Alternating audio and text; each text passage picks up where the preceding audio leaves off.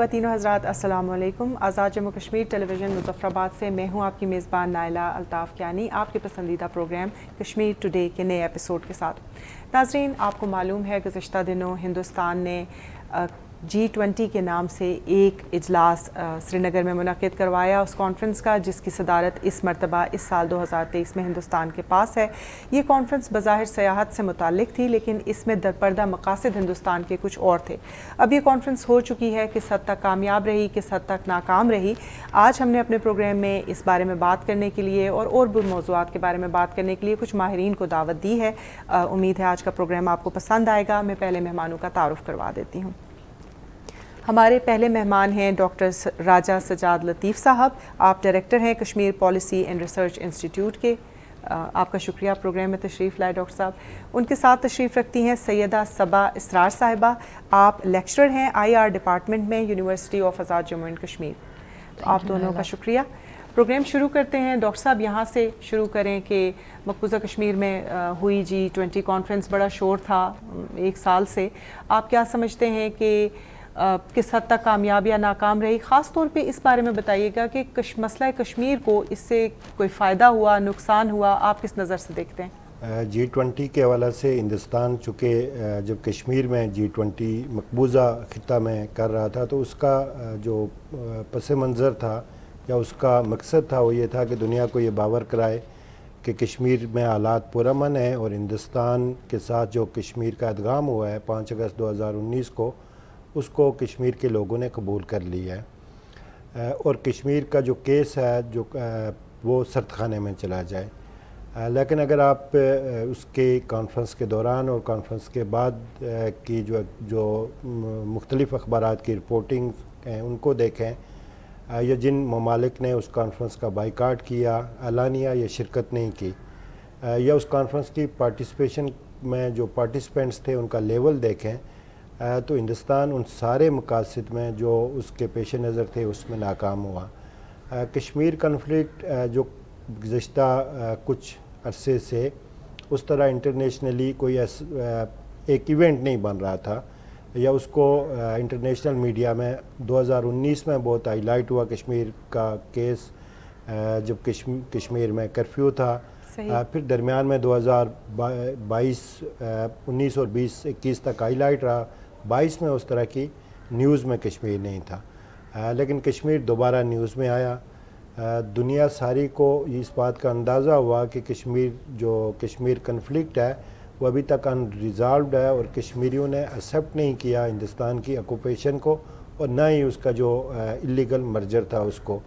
اور پھر اگر آپ چائنا کا جو بائیکاٹ کی سٹیٹمنٹ تھی اس سٹیٹمنٹ کو بھی دیکھیں، چونکہ جو چائنا کی سٹیٹمنٹ تھی وہ پوری دنیا میں پڑھی بھی گئی، دیکھی بھی گئی، اور ایک طاقتور ملک کے طور پہ، UN سیکورٹی کونسل کے مستقل ممبر کے طور پہ اس کی جو سٹیٹمنٹ ہے اس کی اپنی ایک اہمیت ہے۔ تو اس میں بھی یہ کہا گیا کہ یہ خطہ جو ہے یہ متنازع ہے، اور متنازع ایریا میں وہ اس طرح کے کسی کانفرنس میں، اس کے کسی سیشن میں وہ شریک نہیں ہوتے۔ تو اس سے جو کشمیر کا قضیہ تھا وہ ہائی لائٹ ہوا، جو ہندوستان کا خیال تھا کہ یہ پس منظر میں چلا جائے گا، اس کے بجائے پیش منظر میں اور ڈسکشن میں آیا۔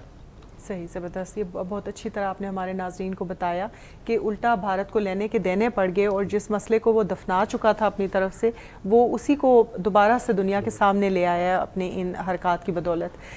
صبا، آپ بتائیے گا کہ آپ IR کے لیکچر بھی ہیں، ظاہر ہے آپ چیزوں کو بہت کلوزلی واچ کر رہی ہیں، تو جو انٹرنیشنل رسپانس کی بات کی ڈاکٹر صاحب نے، آپ کیسے دیکھتی ہیں کہ میڈیا میں مختلف جو انٹرنیشنل میڈیا ہے انہوں نے اس معاملے کو کس طرح سے دیکھا ہے؟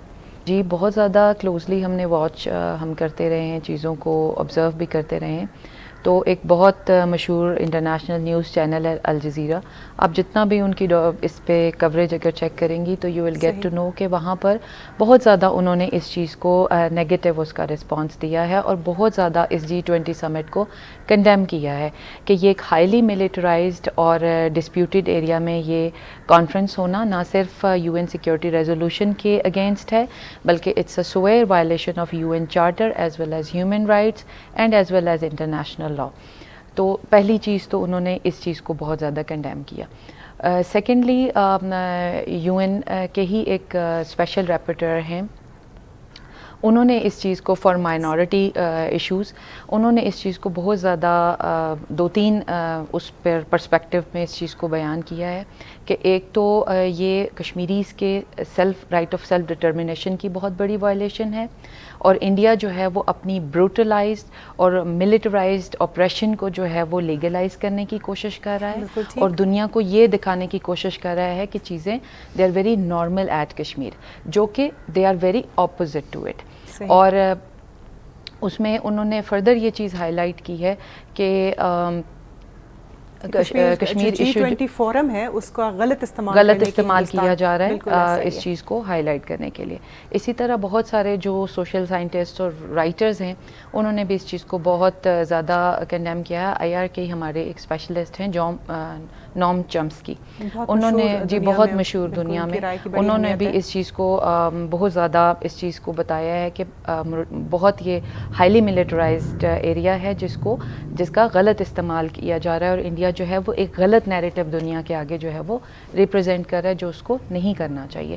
سملرلی میں آپ کو بتا دوں نائلہ کہ US جو ایک G20 کا بہت پرومیننٹ ممبر ہے, اسی میں ہی ایک ساؤتھ ایشین انسٹیٹیوٹ ہے, اس میں ایک رائٹر ہیں, انہوں نے اس چیز کو ولسن سینٹر پہ ریسرچ سینٹر پہ انہوں نے یہ کہا ہے کہ نارملسی جو شو کر رہا ہے کہ India by conducting this G20 summit is totally wrong, there is no normalcy in the region, اور یہ ایک فالس نیریٹو جو ہے انڈیا اس کو پروجیکٹ کر رہا ہے. اور آپ سمجھتی ہیں کہ آنے والے دنوں میں جب یہ تمام لوگ جو یہاں سے ہو کر گئے ہیں G20 کانفرنس سے, جب یہ اپنی ریسرچ ورک کریں گے یا تھیسز لکھیں گے یا رپورٹس لکھیں گے, تو اس سے مزید انڈیا کو ہزیمت کا سامنا کرنا پڑے گا؟ جی بالکل کرنا پڑے گا نائلہ. میں اس چیز کو بڑا پازیٹیولی دیکھ رہی ہوں کہ انڈیا نے خود ہی, جیسا کہ آپ نے خود ہی بتایا کہ لینے کے دینے پڑ گئے, اور ڈاکٹر صاحب نے بڑا بریفلی اس چیز کو ایکسپلین کیا. تو یہی ہوا ہے کہ ایک دفعہ پھر یہ جو ایشو تھا کشمیر کانفلکٹ, جو بہت زیادہ مطلب اتنا ہائی لائٹڈ نہیں رہا تھا, اب بہت زیادہ ہائی لائٹ ہو جائے گا انٹرنیشنل میڈیا میں, اور جن لوگوں کو نہیں بھی پتا تھا, جن اسٹیٹس کو یا جن لوگوں کو اصل سچویشن کا نہیں بھی پتا تھا, now they will get to know the true depiction and true picture of the occupied Kashmir and the people who are living in oppression and living in brutality. بالکل ٹھیک. ڈاکٹر صاحب آپ تھوڑا بتائیے گا کہ جن ممالک نے یہاں پہ بائیکاٹ کیا ہے, چائنا کا آپ نے بتایا, چائنا کا تو بڑا سٹانس بھی کلیئر تھا, دیگر کون کون سے ممالک تھے؟ ان میں سے OIC ممالک کا زیادہ زور رہا, یا جو عرب لیگ تھی گزشتہ دنوں ہم نے دیکھا کہ ان کا بھی ایک کائنڈ آف ریوائول ہوا ہے, یہ ان کا زیادہ زور تھا یا OIC ممالک کا؟ اور یہ بھی کائنڈلی بتائیے گا کہ یہ جن ممالک نے بائیکاٹ کیا ہے یا اپنی لو لیول کی یہاں پہ پریزنٹیشن اپنی پریزنس دکھائی ہے, اس میں پاکستان کی سفارتکاری کا زیادہ تعلق ہے یا کوئی اور وجہ تھی پس منظر میں؟ جو G20 میں جیسے چائنا تو اس نے اسٹیٹمنٹ بھی دی, اور G20 سے پہلے اس نے اعلانیہ بائیکاٹ کیا, لیکن اگر آپ سعودی عرب اور ٹرکی کے بائیکاٹ کو دیکھیں تو یہ بڑا سگنیفیکنٹ ہے دونوں اعتبار سے, چونکہ ہندوستان کی گزشتہ 4-5 سال سے مسلسل یہ ایفرٹ تھی کہ وہ سعودی عرب کو اپنے کلوز کر لے, اور اس کے لیے انہوں نے کافی انویسٹمنٹ بھی کی. پھر سعودی عرب اور ٹرکی کی جو مسلم امہ ہے, عرب لیگ ہے اور OIC ہے, اس میں بہت امپارٹنس ہے. تو ان دو ممالک کا بائیکاٹ کرنا بنیادی طور پہ, اور ظاہر ہے پاکستان تو اس کا ممبر ہی نہیں تھا, اور پاکستان آلریڈی یہ کہہ رہا تھا کہ کشمیر جو آکوپائڈ ایریا ہے اور ڈسپیوٹڈ ٹیریٹری ہے ریکگنائز بائی یونائٹڈ نیشن, تو اس میں یہ کانفرنس ہونی نہیں چاہیے. تو یہ 3 بڑے ممالک مسلم امہ میں شمار کیے جاتے ہیں جنہوں نے اس کانفرنس کا حصہ نہیں تھے. پھر مصر کو انہوں نے ایفرٹ کی اس کانفرنس میں لانے کی مہمان کے طور پہ, اور انہوں نے بائیکاٹ کیا. اور پھر جو پارٹیسپیشن, اگر آپ اس کا جن ممالک نے وہاں پہ پارٹیسپیٹ, جنہوں نے شرکت بھی کی, اور ان کی پارٹیسپیشن یا تو بہت لوور لیول کی تھی, یا ہندوستان میں ایون ان کی جو ایمبیسیز تھی, ایمبیسیز میں سے بھی بہت کم جو سفارتکار تھے وہ آئے.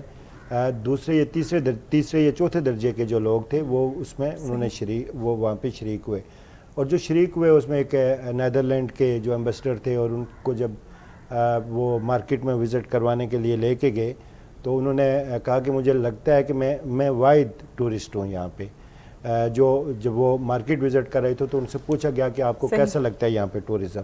تو جو گئے بھی تو وہ امپریشن یہ لے کے آئے کہ ہندوستان جو کانفرنس کروا رہا ہے مقبوضہ جموں و کشمیر میں, اس میں وہ سارا سنگینوں کے سائے میں کر رہا ہے اور وہاں پہ لوگوں کو کوئی آزادی نہیں ہے.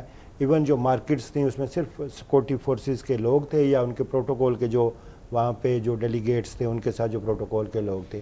اور اس سارے میں یہ جو ابھی جو G20 کے حوالے سے جو بھی انٹرنیشنلی ایفرٹس ہوئیں, اس میں گورنمنٹ پاکستان کا اور اسپیشلی جو پاکستان کے فارن منسٹر ہیں بلاول بھٹو زرداری, ان کا بڑا ایک رول رہا ان ممالک کو کنونس کرنے پر کہ وہ اس مقبوضہ علاقہ میں اس کانفرنس میں شریک نہ ہوں.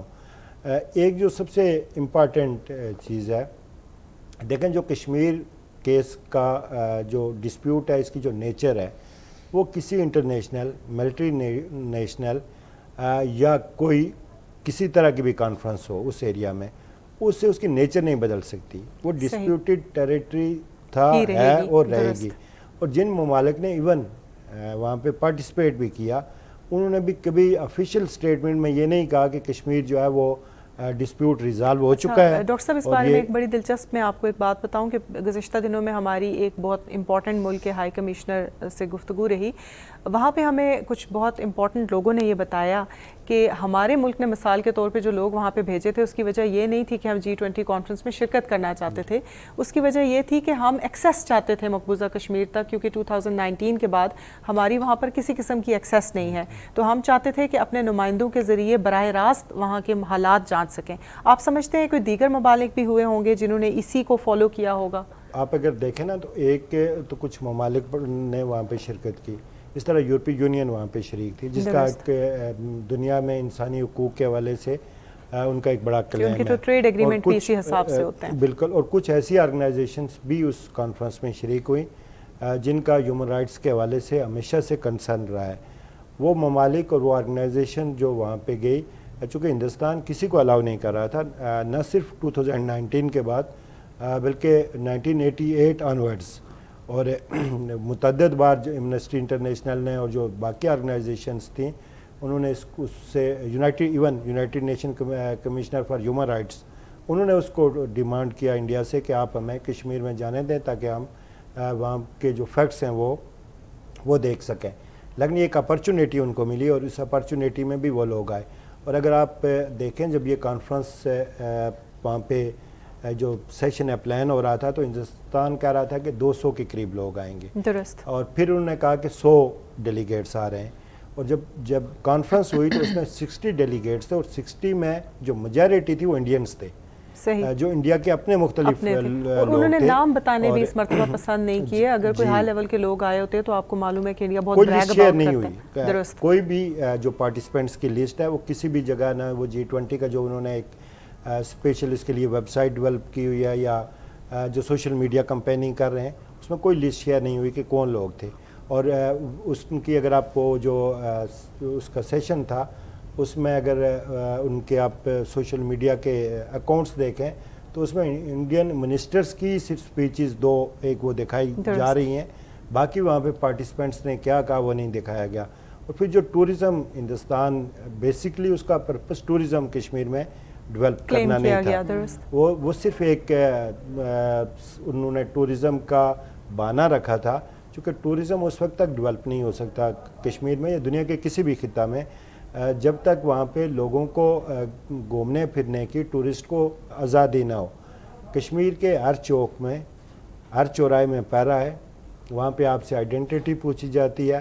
ایون اگر کوئی ایک ویلیج میں کوئی رہ رہا ہے یا ایز اے وزٹر آیا ہوا ہے, وہ وہاں سے نکل کے دوسرے ویلیج کی طرف جانا چاہتا ہے تو اس سے کویسچن کیا جاتا ہے کہ آپ کا وہاں پہ جانے کا مقصد کیا ہے, اور اس سے آئیڈینٹی لی جاتی ہے. تو اس خوف کے ماحول میں جہاں پہ سیکورٹی فورسز کی ڈپلائمنٹ اتنی زیادہ ہے کہ آپ کے لیے باہر نکلنا مشکل ہے, تو وہاں پہ ٹورزم ڈیولپ نہیں ہو سکتا. پھر آپ نے تصویر دیکھی ہوں گی کشمیر کی, جی بالکل, جب جیسے انہوں نے وہ جو کانفرنس کے بینرز ہورڈنگس لگائے ہوئے تھے تو ہورڈنگس کے پیچھے روڈز پہ انہوں نے سیکورٹی آفیسرز چھپائے ہوئے تھے اور بڑی جگہ سائی ہوئی. درست. اور اس کی وجہ سے دنیا میں وہ ساری انٹرنیشنل میڈیا میں وہ شیئر ہوئیں.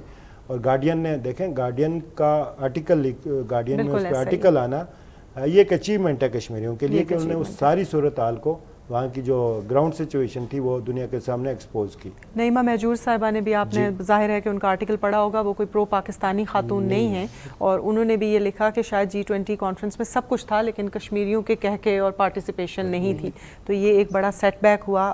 اس کے بارے میں مزید بات کریں گے.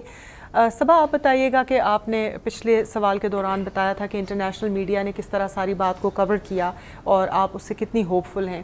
اب لوکل سطح پہ آ جائیں اگر, تو آپ کیا سمجھتی ہیں کہ پاکستان کی جو مین سٹریم میڈیا ہے جو عموماً کشمیر کے معاملات کو اتنا توجہ یا وقت نہیں دیتی جتنا ہم چاہتے ہیں کہ دے, انہوں نے کس حد تک G20 کو کور کیا ہے یا اس بارے میں بات چیت کی ہے؟ اور جو لوکل ہمارا اپنا آزاد کشمیر کے لوگ ہیں, اسٹوڈنٹس ہیں یا رائٹنگز آپ دیکھتی ہیں, آپ کا خیال ہے پہلے سے کچھ بہتری آئی ہے, نہیں آئی, کیا سچویشن ہے؟ جی نائلہ, اس دفعہ G20 سمٹ پہ یوزلی لوگوں کو ان سمٹس کا اتنا آئیڈیا نہیں ہوتا لیکن people were very active about it اور they were very sensitised about it. جو ایک میڈیا نے اویئرنیس دی کہ جی یہ G20 سمٹ ہو رہا ہے, ورنہ آپ کو پتہ ہے کہ یوزلی اسٹوڈنٹس یا جرنلسٹ کے علاوہ لوگ عام آدمی اتنا زیادہ ویل اویئر نہیں ہوتا. لیکن میڈیا کی وجہ سے اور جو ایک میڈیا نے ایک نیریٹو جو پروپیگیٹ کیا اس کی وجہ سے میں سمجھتی ہوں کہ بہت زیادہ سینسٹائز ہوا. ایک عام آدمی بھی اس کی نظر تھی کہ G20 سمٹ میں کیا ہو رہا ہے. Students as well as journalism کی بھی میں اگر بات کروں تو بہت زیادہ ایکٹیو رول جرنلزم نے بھی پلے کیا. بہت زیادہ اس چیز کو سینسٹائز کیا گیا لوکل لیول پر, اسٹوڈنٹس کے لیول پر, یونیورسٹی, اسکولس, بہت جگہوں پر کانفرنسز دیکھنے کو ملیں جو کہ یوزلی پہلے نہیں ملتی ہوتی تھی کسی ایسی کانفرنسز پر, یا کوئی بھی ایسا کوئی جو بھی کشمیر ایشو ہوتا تھا تو اس طرح اتنا خاص الخاص اس کو ڈسکس نہیں کیا جاتا تھا. لیکن G20 سمٹ کے حوالے سے ہر جگہ, ہر اسکول, کالج, یونیورسٹیز کے لیول پر اور اسٹوڈنٹس کے لیول پر بہت زیادہ اس کو ہائی لائٹ کیا گیا اور سینسٹائز کیا گیا اس ایشو کو. آپ کیا سمجھتی ہیں آگے کیا کرنا چاہیے؟ کیونکہ عموماً ہم دیکھتے ہیں کہ ہماری ایک پرو ایکٹیو اپروچ نہیں ہوتی. جی بالکل. تو جو ہمارے ابھی ہم نے ینگ رائٹرز سامنے آتے ہوئے دیکھے مختلف, چلو لوکل اخبارات میں ہی صحیح, انہوں نے کنٹریبیوٹ کیا اس معاملے میں, بات چیت کی. آپ کیا سمجھتی ہیں یونیورسٹی کی سطح پر کیا اقدامات ہونے چاہیے کہ اس بات کو ایکسلریٹ کیا جا سکے اور یوٹیلائز کیا جا سکے؟ اچھا, ایسا ہے نائلہ کہ مجھے یہ فیل ہوتا ہے کہ ہم تھوڑا سا ہمارے نا بیسک کریکولم کا بہت بڑا ایشو ہے. وہ یہ ہے کہ ہمیں جو ہے وہ بہت زیادہ ہمارے بچوں کو, اسٹوڈنٹس کو بہت زیادہ بیسک انڈین نیریٹو, چونکہ آپ جب بھی گوگل کھولتے ہیں یا کوئی بھی ریسرچ انجن کھولتے ہیں تو آگے جو بھی نیریٹو آپ کو ملتا ہے وہ آپ کو انڈین نیریٹو ملتا ہے انفارچونیٹلی. تو اس کے لیے مجھے یہ لگتا ہے کہ بہت زیادہ کام ہو رہا ہے اور مزید اس پر جو ہے کام کرنے کی ضرورت ہے کہ ہمیں اپنا ایک اسٹرانگ نیریٹو بلڈ کرنے کی ضرورت ہے, پاکستانی نیریٹو بلڈ کرنے کی ضرورت ہے اور اس کو ڈسیمینیٹ کرنے کی ضرورت ہے کہ ہر عام آدمی کو جو پاکستانی نیریٹو ہے وہ پتہ چلے. آپ کو انڈین سائڈ کی ہر بات پتہ ہے لیکن آپ کو پاکستانی نیریٹو سے آپ اس طرح سے ویل اویئر نہیں ہیں, جس کے لیے میں سمجھتی ہوں کہ بہت زیادہ اویئرنیس کیمپینز ضرور ہونی چاہیے. اسکول کالجز میں بھی کانفرنسز, سیمینارز ہوتے ہیں تو اسٹوڈنٹس کی جو ہے وہ لیک آف نالج, میں نے اسٹوڈنٹس کے پارٹ میں, چونکہ میں ڈائریکٹلی اسٹوڈنٹس کے ساتھ انوالو ہوں تو میں نے ایسا آبزرو کیا ہے کہ اسٹوڈنٹس کی بہت ہی جو کشمیر پہ جو ان کا گرپ ہے وہ بہت بہت ویک ہے. مطلب جو ان کو کشمیر اسٹڈیز بھی ایون پڑھایا جاتا ہے تو وہ بس ایک فیکٹس اینڈ فیگرز اور وہ رٹی رٹائی ہسٹری جو ڈے ون سے ہم پڑھتے چلے آ رہے ہیں. ہمارا کشمیر اسٹڈیز کا ڈپارٹمنٹ تو کافی پرانا ہے لیکن اس پہ مزید امپروومنٹ کی, اور ایون جو کلاسز کے لیول پہ جو ہم جو چیز بھی پڑھاتے ہیں تو وہ اتنی اپ ڈیٹڈ نہیں ہوتی, اور اسٹوڈنٹس کی جو ہے نا ایک نیریٹو پراپر بلڈ نہیں ہوا جو کہ جس کی بہت زیادہ ضرورت ہے. اب تو آپ کو پتہ ہے میڈیا کا دور ہے, اسٹوڈنٹس بہت زیادہ ان ہیں, وہ خود بہت پرو ایکٹیو ہیں, لیکن آپ کو ٹیچنگ کے لیول پہ بھی تھوڑا سا ضرورت ہے اور اسٹوڈنٹس کو پلیٹ فارمز ضرور پرووائڈ کرنے کی ضرورت ہے جس پہ وہ آئیں اور اپنا وائس جو ہے وہ ریکارڈ کرا سکیں کشمیر کے لیے. بالکل ٹھیک. ڈاکٹر صاحب ذکر کیا صبا نے بھی ابھی اپنے ایک سوال کے جواب میں کہ یونائٹڈ نیشنز کے جو HRC ہے وہاں پر جو اسپیشل ریپورٹر ہیں آن مائنورٹیز انہوں نے ایک زبردست رپورٹ لکھی جو تقریباً وہی باتیں تھیں جو مقبوضہ کشمیر کے لوگ یا آزاد کشمیر کے لوگ یا پاکستان کا نیریٹو تھا. انہوں نے تینوں چاروں وہی باتیں ٹو کی. کس حد تک ہم ان معاملات کو ایکسپلائٹ کر سکتے ہیں, اس کے بارے میں کیا کیا جانا چاہیے, اور یہ جو رپورٹ کا اتنا بر وقت آنا آپ کیا سمجھتے ہیں, اس کی کیا سگنیفیکنس ہے؟ میں کچھ چیزیں ایڈ کروں گا اس میں, جیسے صبا نے بھی کچھ چیزوں کی نشاندہی کی. بنیادی طور پہ ہمارا پرابلم یہ ہے کہ ہم ری ایکشنری اپروچ کے تحت ہم کام کرتے ہیں. آپ کو یاد ہوگا کہ 2018 اور 19 میں United nation commissioner for human rights نے کشمیر کے حوالے سے 2 رپورٹس پبلش کی, بڑی کمپریہنسو رپورٹس تھی, اور لیکن ہم جس لیول پہ ہمیں اس کو لے کے جانا چاہیے تھا ہم نہیں لے کے جا سکے. 1 ویک اور 2 ویک ہم اس کا ذکر کرتے رہے اور اب تو تقریباً ہم اس کا ذکر کرنا بھی بھول گئے ہیں. پھر اسی دوران درمیان میں ایمنسٹی انٹرنیشنل نے رپورٹس لکھی, ہیومن رائٹس واچ نے رپورٹ لکھی, جینوسائیڈ واچ نے لکھی, بٹ ایک تو ہمیں ان میکینزم کی سمجھ نہیں ہے. جو لوگ ہمارے ان ایریاز میں کام کرتے ہیں, چند ایک لوگوں کے علاوہ باقی کو نہیں پتا کہ ہم نے کس جگہ پہ کون سا دروازہ کس مقصد کے لیے نہ کرنا ہے.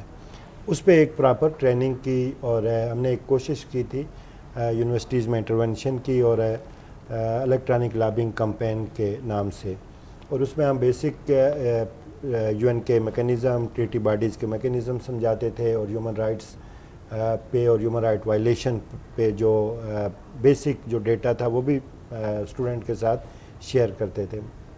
پرپز یہ تھا کہ لوگ جو ہیومن رائٹ وائلیشن ہو رہی ہیں انڈین آکوپائڈ جموں کشمیر میں ان کو پراپر کسی فارم تک وہ چیزیں پہنچا سکیں, یا اس دوران ایل او سی پہ جو وائلیشنز تھیں اور اس میں بہت ساری ہماری کلنگز, یہاں پہ کلنگز ہوئیں.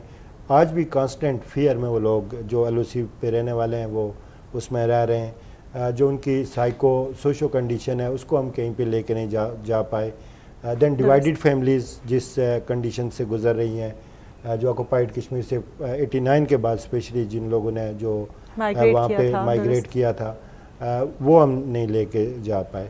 ان چیزوں کو ہمیں ایک سسٹمیٹکلی ان چیزوں کو ہمیں پروموٹ بھی کرنا چاہیے اور دنیا تک پہنچانا بھی چاہیے. دیکھیں, جب ہم کشمیری کے طور پہ کہتے ہیں کہ ہم سارے لوگ چاہے کسی آئیڈیالوجی سے تعلق رکھتے ہوں, ہم یہ سمجھتے ہیں اور درست سمجھتے ہیں کہ کشمیر پہ سب سے زیادہ کلیم ہمارا ہے. جب کشمیر پہ سب سے زیادہ کلیم ہمارا ہے تو سب سے زیادہ ڈیوٹی بھی ہماری ہے کہ ہم ترجیحات میں ریفلیکٹ ہونا چاہیے, کہ ہم وہ چیزیں کیسے دنیا تک اپنی ایک قومی ذمہ داری سمجھا کے وہ ہمیں خود بتانی چاہیے, بتانی چاہیے, لیکن وہ ہم اس کو پراپرلی چینلائز نہیں کر پائے جو ہمیں کرنی چاہیے. دیکھیں, ابھی آپ نے جیسے رپورٹ کا ذکر کیا, رپورٹر کا جو منارٹیز پہ ایک اس کی رپورٹ دنیا بھر میں اس کو بہت بار کوٹ بھی کیا گیا اور شیئر بھی کیا گیا. ایسے لوگوں نے بھی کیا جن کا کشمیر سے یا پاکستان سے کوئی تعلق نہیں, ایسا ہی ہے, جو دنیا میں انسانی حقوق کو دیکھتے ہیں یا ایسی آرگنائزیشنز جو کام کرتی ہیں.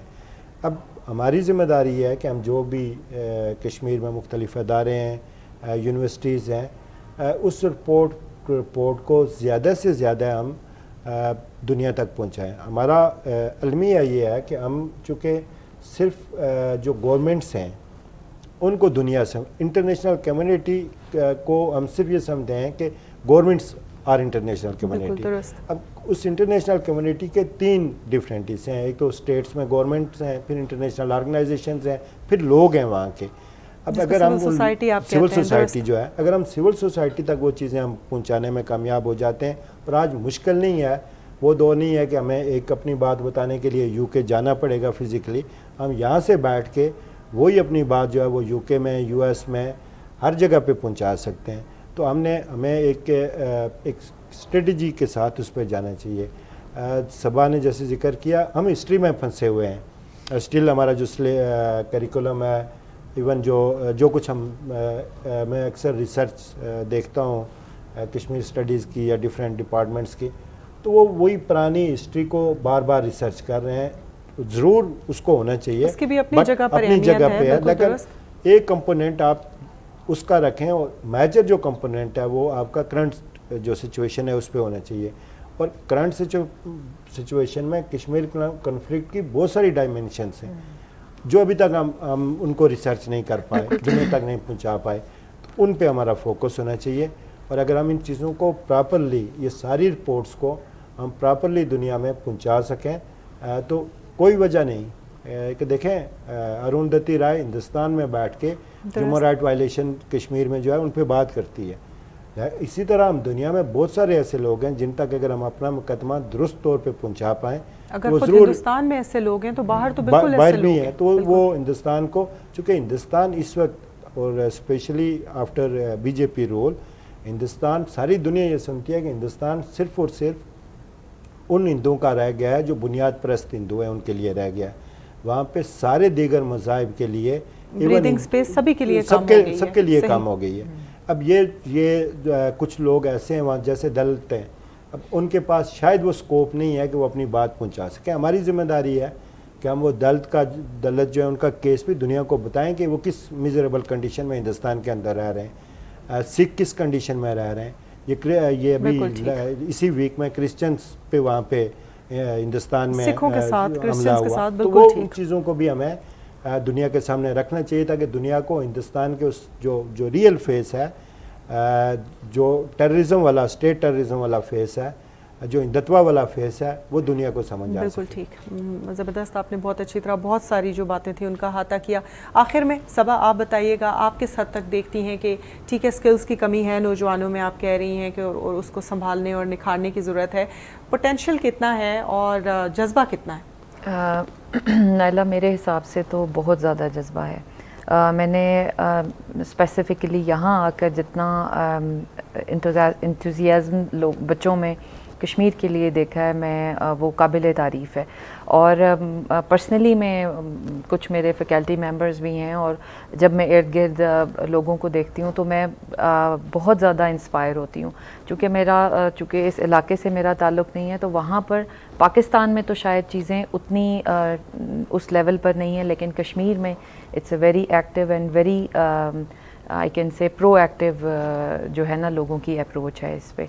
तो पोटेंशियल बहुत ज़्यादा है, सिर्फ उस पोटेंशियल को राइटली चैनलाइज करने की ज़रूरत है. वो राइटली आप चैनलाइज करें मीडिया के थ्रू, रिसर्च सेंटर्स के थ्रू, और स्टूडेंट्स को जो है उनको अवेयरनेस दी जाए, प्रॉपर प्लेटफॉर्म दिया जाए, लोगों को प्रॉपर प्लेटफॉर्म दिया जाए, तो मेरा ख्याल है कि हम इसको मज़ीद इंशाल्लाह कैरी कर सकेंगे. चूँकि रिसेंटली आपने देखा है कि रिसर्च सेंटर्स पहले की निस्बत अब देर आए, चलो एक राइट डायरेक्शन में हमने सफ़र शुरू किया है. आई होप कि वो एक अच्छी एंडिंग हो हमारे पहले लिए. ही एक इवेंट से महसूस होता है कि फ़र्क है, और इसका मतलब ये है कि इंशाल्लाह आगे चल के चीज़ें बेहतर हो जाएंगी. डॉक्टर साहब, आपका बहुत बहुत शुक्रिया, आप प्रोग्राम में तशरीफ़ लाए और आपने नाज़रीन को बहुत मालूमात वाली बातें बताई.